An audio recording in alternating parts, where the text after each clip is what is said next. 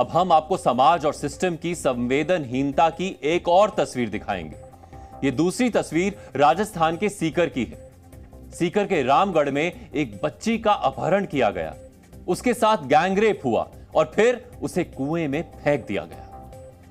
15 वर्ष की वो नाबालिग 10वीं कक्षा में पढ़ती थी और अपने ननिहाल में रहकर पढ़ाई करती थी। परिजनों के अनुसार रात में वो लापता हो गई। काफी तलाश के बाद भी जब वो नहीं मिली तो घर वालों ने पुलिस को जानकारी दी। बाद में पुलिस ने गांव के ही एक कुएं से उसका शव बरामद किया।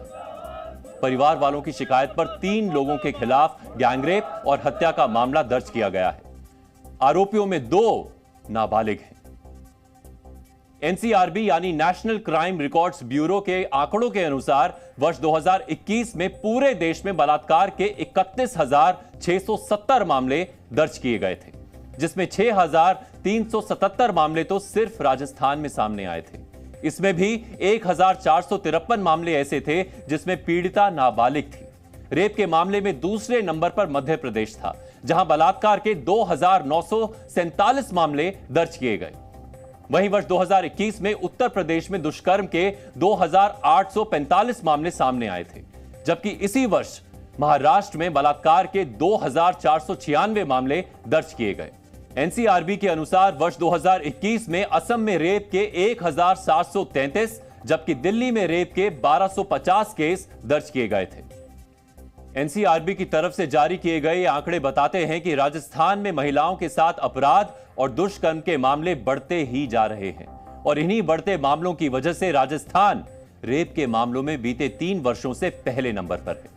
इस लिस्ट में मध्य प्रदेश भी ज्यादा पीछे नहीं है और ये ऐसे आंकड़े हैं जिस पर राजस्थान और मध्य प्रदेश सरकार को शर्म आनी चाहिए, लेकिन शर्म जैसे शब्द शायद सियासत के शब्दकोश में होते ही नहीं। एक से पूछो तो वो दूसरे राज्य का उदाहरण देता है, दूसरे से पूछो तो वो तीसरे राज्य का उदाहरण दे देता है। यानी सियासत की संवेदनशीलता भी सुविधा अनुसार ही है। राजस्थान में नाबालिग से रेप, सरकार फिर फेल।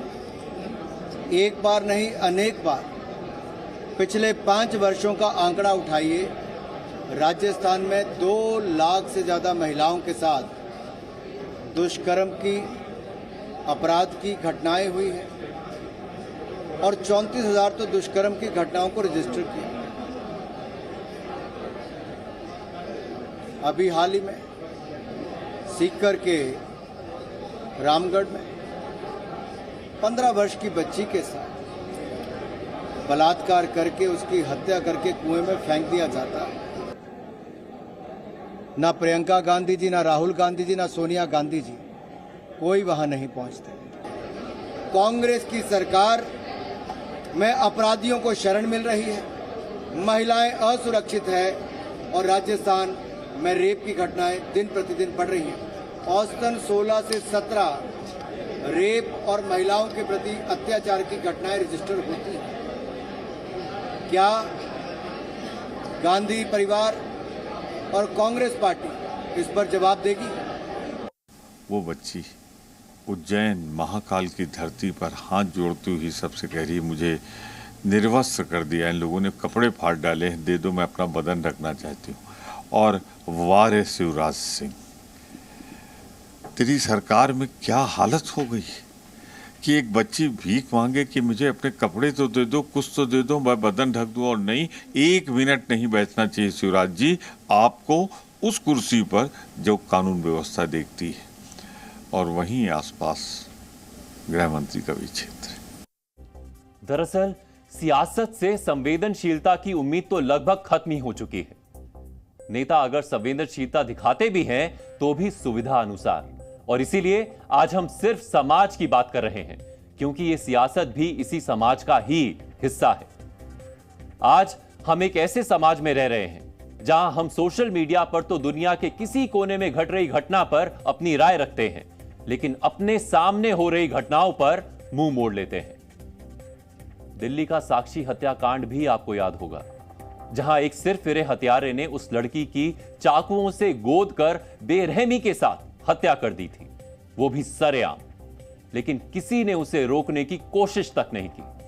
हत्यारा चाकू मारता रहा, पत्थर से उसका सिर कुचलता रहा और लोग खामोशी के साथ वहां से गुजरते रहे, जैसे वो इंसान नहीं मशीन हो। दरअसल हम तबीयत से तमाशबीन हो गए हैं।